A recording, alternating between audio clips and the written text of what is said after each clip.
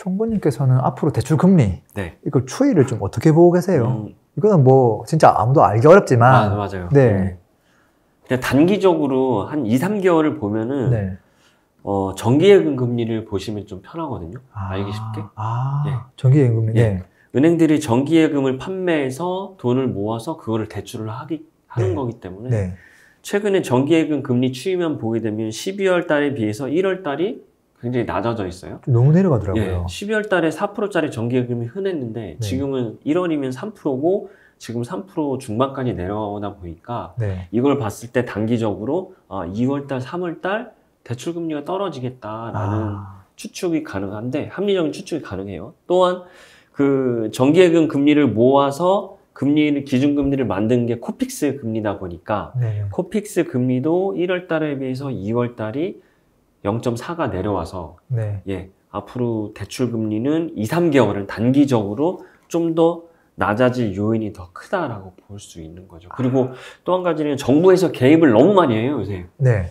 맞아요. 예, 지난 2022년에 그 5대 금융주주가 번 돈이 거의 얼마죠? 거의 한 40조? 네. 가까이 되는 것 같은데 너무 많이 이자 이익으로 벌어가다 보니까 정부에서도 개입을 해서 금리 낮추라고 가상금리 올리지 못하게끔 하다 보니까 그런 입김도 작용해서 대출 금리는 향후 짧게는 한 2, 3개월은 더 낮아질 것 같다 라는 생각이 들죠.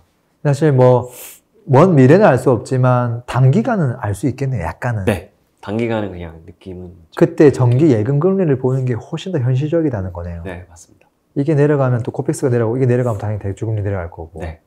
장기적으로는 좀 지켜봐야 되겠지만 사실 우리 입장에서는 정기 예금 금리는 많이 주고 네. 대출 금리는 좀 저렴하게 해주고 그러면 좋을 것 같은데 왜 예금 금리를 내리는 거예요 도대체. 사람들 막 4% 5% 있다고 정말 좋아했거든요. 그렇죠. 맞습니다. 법인 정기예금이 제일 낮은데 근데 이렇게까지 빨리 내릴지도 몰랐어요. 네. 정기 예금 금리 입장에서만 보면 네네. 예금만 하시는 분 입장에서는 그렇죠. 네. 기회다 싶었는데 갑자기 3%대로 내려오니까 빨리 가입할 걸 막 그런 분들 꽤 많으신 것 같더라고요. 그래서 높을 때 정기예금 하신 분들은 절대 해지하지 마세요. 작년 12월, 11월 이때 정기예금 하반기 때 하신 분들은 네. 무슨 일이 있어도 만기까지 가져가셔야 됩니다. 그걸 해지하는 순간 그 금리 못 받으니까. 차라리 예금 담보대출을 받으세요. 네. 혹시 이제 이미 대출을 받고 있는 분들이 있잖아요. 네네. 이분들이 대출 이자를 좀 줄일 수 있는 방법 있을까요? 있습니다, 요새. 그래요? 네. 그 특효약 하나 뭐예요? 알려드릴게요. 네. 금리 인하 요구권. 금리 인하 요구권. 네. 말이 좀 어렵긴 한데 금리 인하 요구권도 시장에 나온 지 한 10년 됐거든요. 네. 근데 아무 관심이 없었고 은행에서 지키지도 않았어요. 근데 최근에 금리가 올라가다 보니까 정부에서도 니네 금리 올리지 마. 네. 그럼 소비자가 요청하면은 금리를 낮춰줘. 이런 게 있다 보니까 금리 인하 요구권이 법제화돼 있어요, 지금. 네. 그래서 소비자가 대출 받으신 분이 금리 인하 요구권을 행사해서 신청하면 5 영업일원에 반드시 회신을 하게끔 돼 있습니다. 예.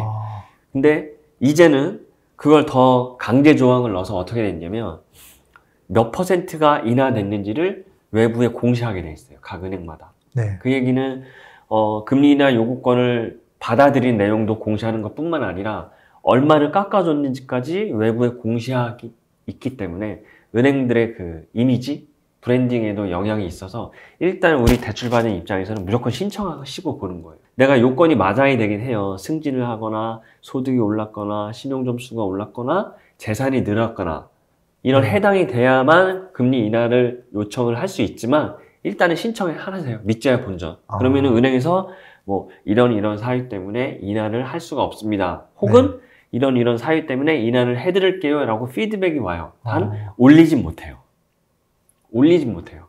금리 인하 요건을 신청했는데 역으로 올라가는 경우는 없기 때문에 일단 신청해보세요. 손해볼 게 없다는 손해볼 게 거구나. 없어요. 금리 인하 요건 신청은 간단한가요? 신청이 대단히 간단해져서 앱으로도 은행권 앱으로도 가능하고요. 네. 그게 번거로우시면 지점 창구 가서도 하실 수 있습니다. 그래서 금리 인하 요구권은 지금 같은 상황에서 꼭 하시면 좋을 것 같아요. 실제적으로 금리 인하가 되는 가능성도 꽤 있다는 소리네요. 네. 저도 최근에 뭐 인터넷 은행에서 신용대출 금리 인하 요건을 써서 0.7%를 깎았습니다. 이야, 이거 진짜 굉장히 0.7%. 크네요. 모르고 있었으면 0.7 내는 거였거든요. 와, 그죠?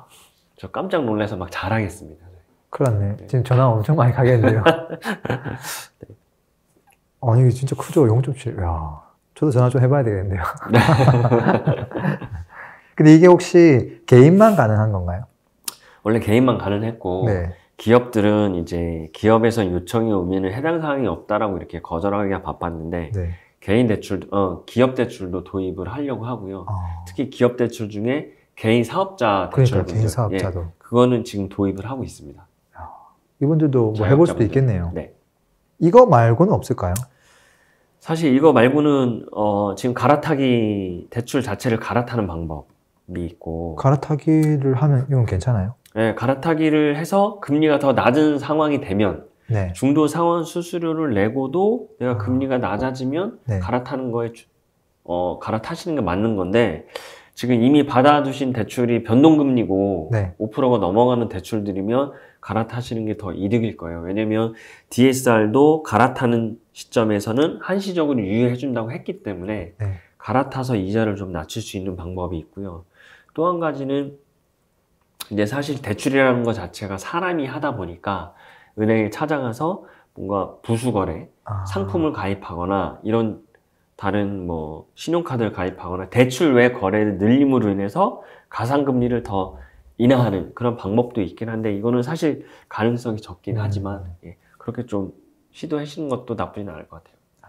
갈아타기 할 때는 중도상환 수수료랑 이제 금리 차이 했을 때 이자 그 차이랑 다 계산을 좀 해봐야 되겠네요. 네, 그렇죠. 예. 근데 막 갈아타기를 특례 보금자리로는 갈아타면 어때요? 그 수수료 내지 않기 때문에 이거는 완전 좋은 거 아니에요? 네, 이거를 1순위로 검토해봐야 되겠네요. 네, 특보가 특례 보금자리가 되시면 아, 특보. 줄여서 특보. 줄여서 특보. 괜찮다. 아, 네, 특보. 특보 1순위는 특보를, 아니, 금리 인하 요구권 해보고, 해보고 또 특보도 검토해보고, 마지막 최후의 수단이 일반적인 갈아타기네요. 네, 일반적인 딱 정리됐네요. 수수료 내고 기가 막힌데요. 요즘에 뭐 역전세 이런 네. 부분들도 되게 이슈잖아요. 네네네. 이 역전세를 해결하기 위해서 이용할 수 있는 대출은 어떤 게 있을까요? 일단 가계대출로는 해결할 수 있는 상품들이 있습니다. 네. 해결할 수 있는 상품들이 생활안정자금 목적 하위 분류의 아, 전세 퇴거자금이라고 있어요. 네네네. 그래서 비규제 지역은 60%, LTV 60%, 네. 규제 지역은 주택수가 있기 때문에 LTV 30%까지 가능한데 이거를 DSR 40 룰이 여전히 적용이 되고 있기 때문에 사실상 LTV가 높더라도 내가 이미 대출을 많이 받아놨으면 DSR이 꽉 차 있어서 받질 못해요. 네. 정부에서도 이런 부분을 알고 있어서 이번 3월 2일 날 시행할 때 임대보증금 반환 목적 주택담보대출 제한을 완화시키긴 하지만 여전히 DSR이 있다 보니까 원활하게 역전세를 해결하기는 어렵죠. 그러다 보니까 이제 다른 여러 가지 가계대출을 우회하는 경로로 대출을 받기도 하는데 그거는 본인이 감당해야 될 여러 가지 리스크가 있어서 쉽지 않은 부분이 또 있고요. 사실 대출로 해결할 수 있는 방법은 DSR이 막혀 있으면 없어요. 공식적으로는 없습니다. 그게 현실이네. 네, 현실입니다. 그래서 우회를 하는구나, 사람들이. 네, 맞습니다. 우회를 합니다. 그래서 근데 썩 좋은 방법은 아니잖아요. 은행도 대출을 해주고 싶어요. 네네네. 예, 집값이 있는데 10억짜리 집에 전세 반환 5억 안전하잖아요. 안전하죠. 네. 뭐 경매로 해도 뭐 10억짜리니까. 그렇죠. 네. 요새 뭐 유찰이 되더라도 네네. 5억 이상에서는 다 낙찰이 될 테니까 50% 이상에서는. 그렇지만 채무자의 DSR이 차 있으면 해주고 싶어도 못하죠. 그래서 뭐 여러 가지 우회적인 경로로 통해서 대출을 받고 막 이런 상황들이 벌어지는 거죠. 요거 남아있네요. 요거는 남아있네요. 풀리지 않는 숙제네요. 네. 네. 그래서 본인이 감내할 수 있는 수준으로 처음부터 좀 사는 게 좀 필요하긴 하겠네요. 네. 자, 그러면 혹시 지금 이제 주택을 구매하려는 분들 있잖아요. 네네. 그분들 입장에서 어떻게 하면 이 주담대 금리를 좀 최저로 좀 받을 수 있을까요? 최저. 예. 지점에 물어보시거나 홈페이지 들어가 보면 네. 주담대 금리를 이렇게 고시하지 않습니까? 네. 최하단, 최상단 얼마 이렇게 고시를 하는데 우리는 그 최하단의 금리를 받고 싶잖아요. 네, 네. 그 하단 금리를 받으려면은 첫 번째로 신용 등급이, 신용 점수가 주담대 같은 경우는 담보대출이니까 너무 낮지 않으면 되는데 네. 6등급, 그러니까 700점대 이상은 유지를 하셔야 되고, 첫 번째 네. 신용 점수가 중요하고요. 두 번째는 은행에서 요구하는 부수거래라고 합니다. 그런 네. 상품의 조건들을 다 충족을 하셔야 돼요. 이런 상품을 대출과 함께 가입하시면 최저 금리를 드릴게요, 이런 거거든요. 그래서 네. 예를 들면은 신용카드를 써주세요, 급여이체를 하세요, 적금을 가입하세요, 아니면 청약예금을 들으세요. 이런 거 다 하면은 뭐 최저 금리인 4.0%를 드립니다 라는 거기 때문에 이런 상품 가입이 번거로울 수 있지만 결국에는 내 금리를 낮추는 거에 도움이 되기 때문에, 그래서 최저 금리를 그렇게 가져가시는 게 좀 도움이 될 것 같아요. 근데 그분들 입장에서도 1순위는 특보 아닌가요? 특보, 예, 특례보금자리는 이런 조건이 전혀 없으니까 간편하죠. 특보에 해당이 되면 이걸로 가시는 게 좋죠. 부수거래 이거 참 번거롭던데. 여러 가지. 그래도 있고. 좀 잘 따져봐야 되겠네요. 네, 맞아요. 그리고 주거래은행이 최저금리를 항상 주는 건 아니고, 네. 타은행 알아봤는데 부수거래 조건이 되게 파격적이야. 네. 그래서 더 낮아. 그러면은 은행을 옮겨 타는 조건으로, 전부 다 옮겨 타는 조건으로 또 갈 수도 있는 것이고. 혹시 은행에서 지점별로 다르기도 해요? 주담대 금리는 크게 다르지 않습니다. 왜냐면 그래요? 예, 그 편차가 거의 없어요. 편차가 있어도 0.1 내외다 보니까 그렇게 피부를 느낄 만한 편차는 아니다 보니까, 예전에는 뭐 영업점장님들 지점장 점결 금리라고 그래서 뭐 더 깎아주고 했었는데, 네. 사실 그런 거는 요새 거의 주담대 쪽에는 없다 보니까. 네네네. 그리고 또 은행 가서 상담 받을 수도 있지만, 네. 그냥 외부에서 또 대출 상담사분들이 또 있잖아요. 네네. 그 두 개도 차이가 있나요? 예전에 차이가 있었는데 지금 없습니다. 지금 없었어요. 금리 측면에서는? 예, 금리 측면에서는 전혀 없습니다. 옛날에는 차이가 있었어요? 옛날에는 은행으로 오면 더 쌌어요. 그런가요? 네. 예, 은행으로 오면 더 싸고, 외부 채널이 상담사님 분들 통해서 들어오면 금리가 더 높거나, 높게 운영하는 지점도 있었고 낮게 운영하는 지점도 있었어요. 네. 상담사분이 능력이 좋고 영업을 지점보다 잘해. 그러면 너무 고맙잖아요. 그렇네요. 그럼 그분께 특인 금리를 드리는 거예요. 네. 그러면 그분이 이렇게 영업해 오시면 지점에서 너무 감사하고. 그런 이제 운용할 수 있는 권한이 지점에 많았었는데, 지금은 뭐 정보가 다 오픈되다 보니까 동일합니다. 다.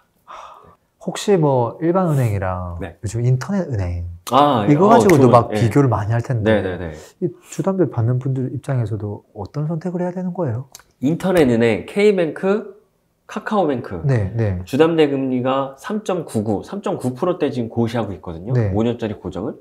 근데 아직 시중은행은 3%대를 못 찍었어요. 네.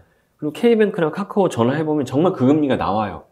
네, 그래서 일단 1순위로 K뱅크나 카카오뱅크 먼저 접수를 해보세요. 3.9. 경쟁을 하니까 이게 좋네요. 네, 그렇죠. 인터넷 뱅킹. 근데 인터넷 뱅킹이라고 해서 뭐 한도를 작게 주거나 막 그러진 않나요? 그렇진 않습니다. 그 고시된 거 보면은 주담대가 최고 10억까지거든요. 10억이면은 웬만한 집 다 커버되네요. 네, 커버되니까. 인터넷 뱅킹 한 번도 대출 안 해봤는데. 진짜요? 정말요? 굉장히 편하세요. 굉장히. 특히 신용대출은 네. 거의 1분 만에 나와요, 그냥. 1분 만에 입금? 근데 신용대출은 제가 한번 예전에 느끼긴 한데, 네네. 지금은 제가 신용대출이 전혀 없긴 하지만, 옛날에는 비교해봤을 때 한도 차이가 좀 크더라고요.